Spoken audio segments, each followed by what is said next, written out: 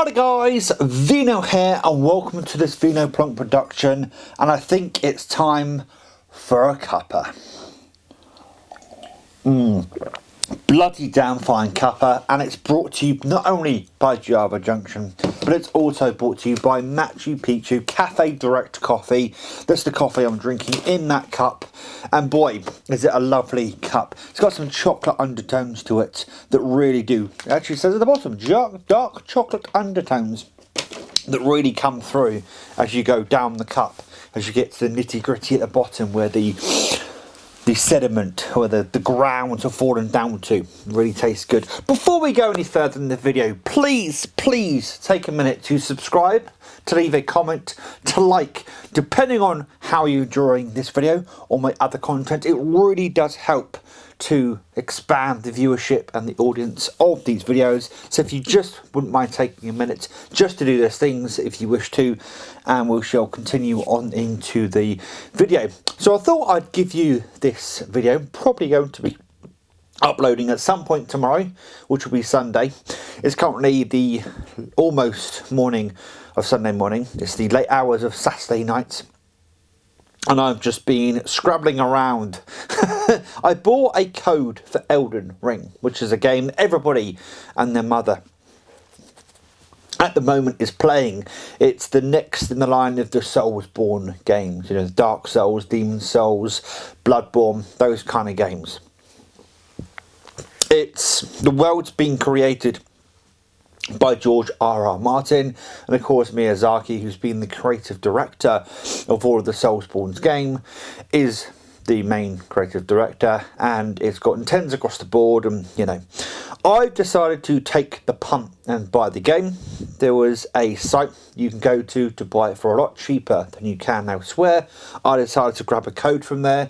Turns out the code's for the wrong region, so that was a bit of a cock up right there. So I'm waiting for response back from them.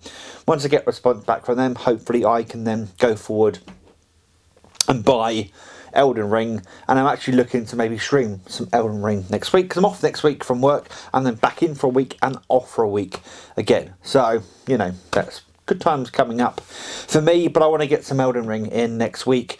While I'm off, I may even stream some Elden Ring, because I know some friends on Discord probably going to watch me when I play, so I'll probably be, you know, streaming some Elden Ring, and I'm sure you guys may want to tune in to some of that, so I'll probably stream it here on YouTube.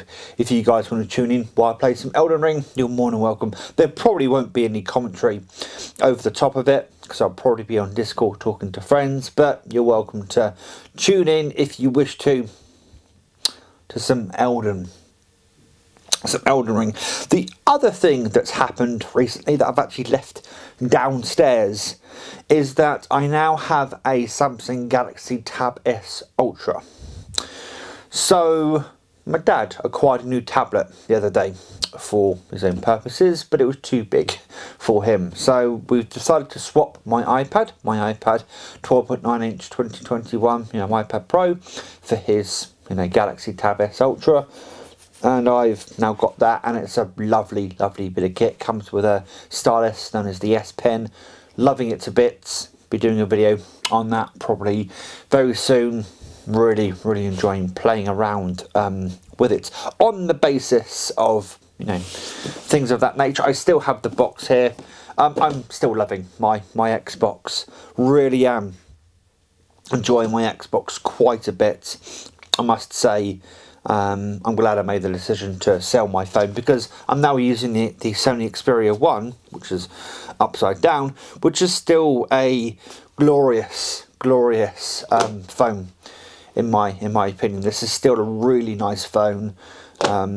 Yes, of course, my Note 20 could do 120 frames per second. It looks ultra smooth, but you know what? For sending messages throughout the day, for contacting people throughout the day, just to use this to watch some videos while you're on your break at work, it works absolutely fine. In fact, this has got a 4K screen on it, so if I ever wanted to, I can kick back and watch some 4K content on Netflix or YouTube or wherever 4K content is now available. So you know, I actually do sometimes say to people, do you need the phone you're currently using? Is the phone you're currently using, you know, really all that necessary? In fact, a team leader at work has just gone ahead and got the latest, you know, Samsung Galaxy S22 from a Samsung S9, Galaxy S9 I think it was, yeah, S9 or an S10, which at this point is actually a fairly old device when you think about how frequently people upgrade their devices, and kudos to them for doing that, because to be honest, nowadays people,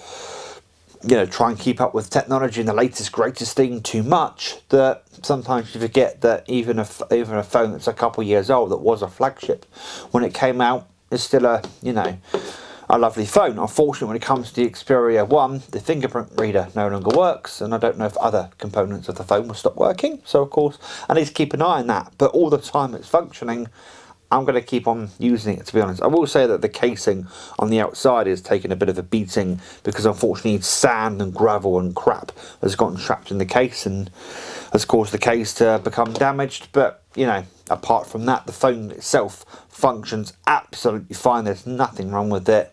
Do you know what? So I'm glad I made that decision, and now that I have a humongous tablet, because the Samsung Galaxy Tab SS8, whatever they call it, is a 14.6 inch tablet. It's ridiculously large, but I'm enjoying it. I bought a tablet stand from Amazon for very, very cheap, and you pair the two together, it works beautifully. The best thing it works for actually is Stadia and other remote applications like PSN remote or PS4 remote play, or even Xbox remote play. And then I've got I've got this Xbox. I can remote play from my Xbox just in the back room. I can be sat in the front room. Away I go. So, you know, it's really good for that sort of stuff. The screen on it is just beautiful. It's basically just a 14.6 inch Galaxy S22 Ultra, essentially. It really is humongous, and there's probably going to be a video on it at some point. But whew, I've also decided to go ahead, because they dropped for a much lower price the other day. I got on SideTech X52 off of Amazon for Elite Dangerous. I've been a long-term player of Elite Dangerous, which is a space sim that's been developed by Frontier Developments, a development studio based in Guildford, which isn't actually, no, not Guildford, Cambridge, I do apologise. Hello Games is based in Guildford. Cambridge, they're based in Cambridge, here in the UK, and I've been a long-term player, admirer, you know, lover of Elite Dangerous. I did have a HOTAS stick way back when, but sold it for reasons, and they've recently come down to like £70, £60 on Amazon, and payday has just come and gone. So hey, why not? I decided to plump for one of the HOTASes, which means I can play Elite Dangerous through that. Unfortunately, Elite Dangerous is resetting the computer I'm playing it on, but once that problem has been solved, it probably can be easily solved. You know, I've got a nice HOTAS system for Elite Dangerous. If you don't know what HOTAS is, it's a hands-on throttle and stick. It's a stick like a flight stick, like those old Microsoft flight sticks you saw way back when, with a throttle on it. And there are a bunch of buttons all over the thing. It lights up all over the place. It's a serotonin and a dopamine, like, it just, you know, there are lights all over the place. It doesn't make noises, but when you move various switches and stuff in the game, that noises are made. But yeah, it just makes the game playing the game so much more fun. One of the features that allows you to do that you could map onto a controller is you can have rudder support as well as turning, rolling, pitching and yawing all in one, you know, easy motion. It means that all the buttons are there ready to go. One of the things that happened the other day while I was playing is I popped into a conflict zone to go after a pirate. There was a mission to assassinate a certain pirate, and I got down to like 20% health. You know, retracted my hard points, headed for you know, straight ahead, boosted a few times, flicked a switch, and hyperspaced out of there. That can be done on a controller, but to hyperspace out of something, you have to press and hold Y, or is it tap, whatever it is.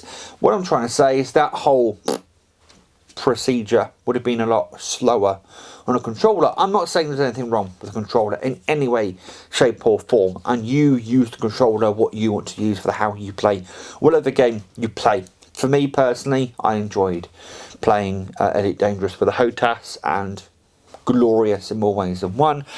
Hopefully we can get the problem sorted with the computer out so I can enjoy it a lot more. Obviously I'm off next week. I really do intend on playing some Elite Dangerous, so all that is well and good. And earlier on today I had a lovely Phasmophobia session with a very good friend who hopefully at some point I'll have another Phasmophobia session with them at some point. So yes, that has been a update on what I've been doing. Because I've now got the Samsung Tab S8, I have decided to unsubscribe from Apple Arcade and subscribe to Play Pass, which is basically their version of Apple Arcade. And I've been playing a game called Rebel Cops, which is actually a really interesting game. There are two games that have come kind of before it called This Is the Police 1 and 2. And they're kind of story-driven, kind of police corruption kind of games. And one of the main components of those games is like a tactical layer, a tactical mode. A lot of people enjoy that tactical mode and don't necessarily want to know all the story stuff. So they kind of, you know, split that off into its own game called Rebel Cops. And that's actually one of the games that's available on Play Pass. So I've been playing some of that, as well as This War Is Mine is also on Play Pass. And last but by no means least, there's another game that's just coming to Game Pass, which is Far Changing Tides. So Far Lone Sails came out a few years back, and it's a gorgeous lovely game. I highly recommend playing Far Lone Sails. It's about a 3 to 4 maybe hour experience. I highly recommend people do it all in one go, all in one sitting. Lovely game. And I also recommend you do the same with Far Changing Tides. Unfortunately, I got stuck in the game, so I've had to step away for a bit, but once I go back to it, I'm really enjoying that. It's just so atmospheric, so gentle, it's tranquil. There's something about those two games that I just love to pieces, and I just wanted to say those more bits at the end. Still playing Arceus. Anyway guys, hopefully you enjoyed this little vlog. The next video that's probably going to be coming up is there it is, you can't see it, but down there I've got my Second Sight Dawn of the Dead box set. It's just had its year anniversary in my collection, which means there's a revisited coming on that probably tomorrow at some point, or I'll probably upload it Monday, so you guys can expect a revisited on my Dawn of the Dead box set. But until next time guys, please take care, and as always, enjoy the rest of your day. Ta-ra.